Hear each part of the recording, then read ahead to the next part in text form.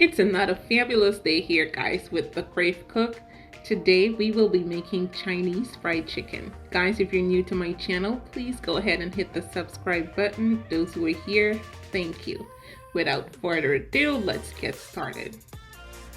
So we will be preparing a brine for our Chinese fried chicken. So we'll add some water, some sugar, some salt, whisk that in, make sure it has dissolved. Now I'll be adding my chicken legs.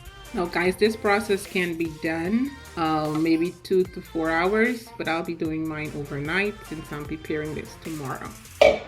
I did add some bay leaves and some scallions, but this part is optional. If you do not have that at the time, that is just. So after my chicken has been sitting in the brine overnight, it is time for us to make the stock. So to my pot, I did add some water. Now I'm pouring in my soy sauce.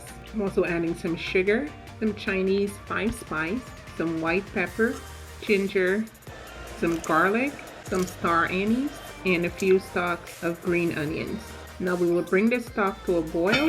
Now we will add our chicken. And we will bring this to a boil for about 15 minutes and then remove. So our chicken is done. We will place this on a baking rack or sheet and place this back in the refrigerator for about 2 to 4 hours. Make sure it is cool and dry. And now it's time for us to fry. Make sure your oil is about 300 degrees, 300 to 350 degrees. Be careful, guys, that oil spreads. So there you have it, guys. Our chicken looking good, smells amazing.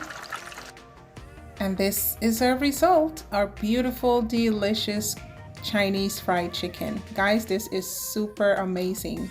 You can do it. I know you can.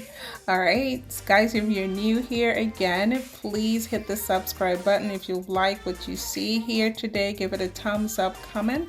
Thank you guys so much for spending the time with me today. Have a fabulous day. Bye-bye.